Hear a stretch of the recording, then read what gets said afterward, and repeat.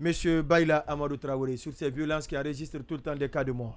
Oui, force est de constater encore une fois, de constater malheureusement que la vie humaine est complètement banalisée totalement désacralisée dans notre société. Ouais. Et c'est le premier constat. Et sous d'autres cieux, lorsqu'un compatriote meurt, c'est un événement national. Ouais. On en parle partout, les médias en parlent et on suit ensuite même les résultats des enquêtes pendant des semaines. Là, on tue une personne, on en parle le jour suivant et 3 jours après, on passe à autre chose. Et puis c'est terminé, on passe à autre chose. Et ça, c'est vraiment... Il y a une certaine aussi dépersonnalisation des victimes. Parce que vous savez, ça aussi, c'est non seulement déjà, il y a le fait qu'elles soient victimes, mais ensuite, il y a le fait du coup qu'elles soient noyées dans des listes, souvent dans des chiffrages où on compte le nombre de morts. Des comptes macabres. Voilà, et du coup, ça dépersonnalise et du coup, on oublie que derrière chaque victime, déjà, il y a une famille qui est brisée, il y a une mère qui est déchirée, surtout quand c'est des enfants comme ça, à la fleur de l'âge. Imaginez-vous, à chaque fois que je vois les interviews, quand je vois des mamans pleurer leur fils, c'est vraiment quelque chose d'absolument très pathétique, d'absolument douloureux. Mais voilà, ça arrive et on continue. Et comment on peut espérer un avenir radieux dans cette circonstance, c'est vraiment triste. Mais tout ça, c'est, comme l'a évoqué Sanso, c'est le résultat aussi quelque part de deux choses. D'abord, de la violence d'État qui a toujours caractérisé l'État guinéen.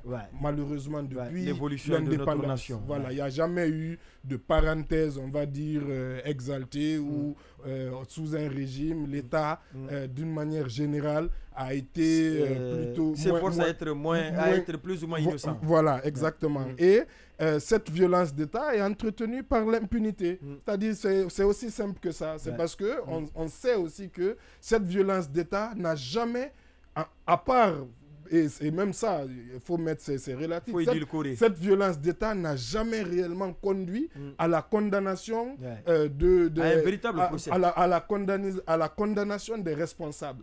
Et voilà, j'allais dire, même le 28 septembre, déjà ce n'est pas fait, mais on voit aussi, est-ce que vraiment les responsables de ces crimes-là, c'est vraiment eux qui sont totale dissémination de toutes les preuves.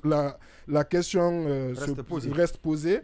Et sur la question des forces de défense et de sécurité, c'est aussi c'est dommage, c'est un constat de le dire. Et ce qui, à mon avis, explique aussi, c'est l'absence, parce que normalement, c'est la montée en puissance des policiers et des gendarmes dans le maintien de l'ordre, qui devrait faire déjà qu'on se passerait des services des militaires dans ce cas de figure-là, sauf vraiment justement situation extrêmement exceptionnelle.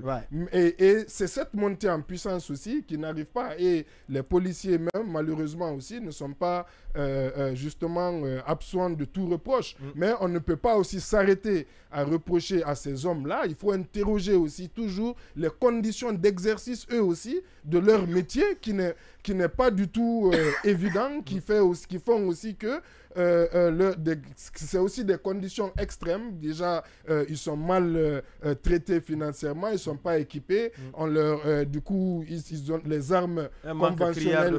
Un manque de formation, pas du tout. Vous savez, je ne suis pas... Non, ça c'est vous qui le dites. Vous pouvez tirer ces conclusions-là, mais loin de moi cette idée. Mais vous savez expliquer, comme disait l'ancien ministre de la Justice, Christian Taubira, à un moment donné, expliquer, ce n'est pas justifié. Et c'était sur la question du terrorisme. Parce que c'était facile de condamner les terroristes, de dire c'est des terroristes, point final, au revoir, que de dire, d'expliquer quel processus, quels sont les processus qui les amènent à être terroristes. Et pour traiter cette question aussi de la violence d'État, partout il y a la terreur, partout il y a le terrorisme, c'est que l'injustice est passée par là. Justement, et donc pour traiter cette question, je conclue pour D'ailleurs, c'était l'une des raisons de son départ du gouvernement à l'époque. Pour traiter justement cette question de la violence d'État, il faut interroger vraiment tous ces aspects, ces racines, pour pouvoir avoir définitivement ce problème. La situation à la racine.